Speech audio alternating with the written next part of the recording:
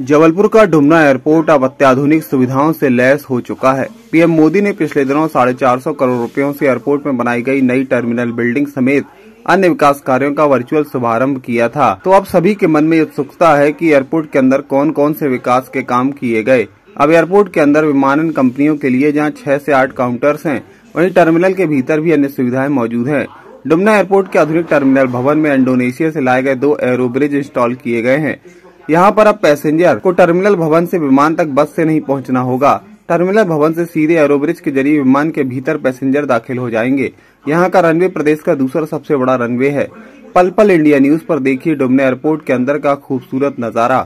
हमारे bureau head Amit Soni ने अंदर का जायजा लिया। जबलपुर के इस एयरपोर्ट का जो उद्घाटन हुआ, आप बता दें, इसकी खासियत ये है कि ये जो नया एयरपोर्ट जो बना है यहाँ पर, इसमें ये पूरा जो थीम है ये जबलपुर बेस्ड बनाया गया कि जबलपुर में क्या क्या चीज़ें यहाँ पर होंगी, क्या यहाँ से देख सकते हैं, ये सारी चीज़ें हैं। और ये लगभग आज तैयार हुआ है। पीएम नरेंद्र मोदी ने इसको उद्घाटन किया। इसको बनाने में लगभग कितना समय लग गया इस चीज़ों को बनाने में, और क्या क्या चीज़ें इसमें आपने बनाई है? देखिए, अगर हम डिज़ाइनिंग की बात करें तो लगभग 3 महीने में हमने 70 से अधिक डिज़ाइंस एयरपोर्ट अथॉरिटी और जो हमारी आर्ट क्यूरेटर हैं उनको हमने सबमिट किए थे। उसके बाद एक ये डिज़ाइन फाइनली निकल के आया।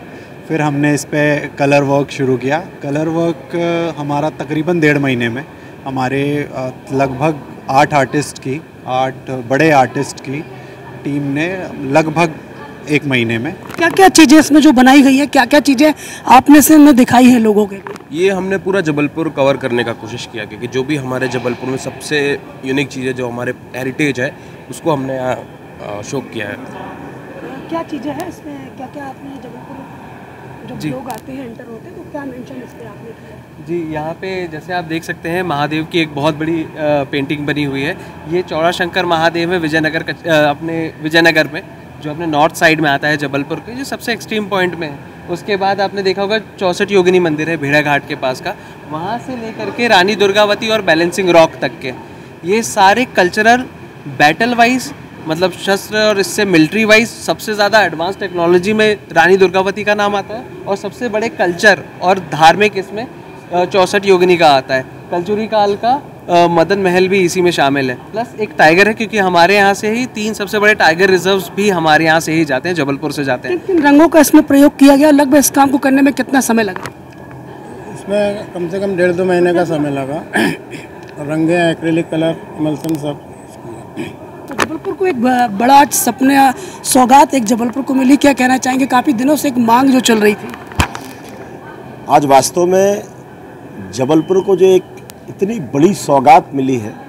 निश्चित तौर पे आज हमारा जबलपुर शहर, जो हमेशा ही हम सब एक महानगर के स्वरूप का दंश हम लोग हमेशा ठगे के लिए सोचते रहते हैं, लेकिन मैं आपके माध्यम से कहना चाहता हूँ कि धन्य है इस देश के प्रधानमंत्री माननीय नरेंद्र मोदी जी का, धन्य हम इस क्षेत्र के 20 वर्ष तक जबलपुर शहर का प्रतिनिधित्व कर रहे ऐसे माननीय राकेश सिंह जी का, जिनके अथक प्रयास से आज यह सौगात, जिन्होंने 2004 में जबलपुर में एक नए एयरपोर्ट की उन्होंने सपना देखा था, और आज यह सपने को साकार होते हुए और जबलपुर में एक नया स्वरूप आज ये एयरपोर्ट के रूप में हम लोग देख रहे हैं। मैं जबलपुर संस्कारधानी वासियों को और माननीय प्रधानमंत्री जी को बहुत बहुत बधाई और शुभकामनाएं देता हूं। तो आप ये देख सकते हैं कि जबलपुर बेस्ड की हर चीज़ें, यहाँ रानी दुर्गावती की प्रतिमा को बनाया गया, ये बैलेंस रॉक को बनाया गया है, टाइगर रिजर्व फॉरेस्ट बनाया गया, मदन महल का किला बनाया,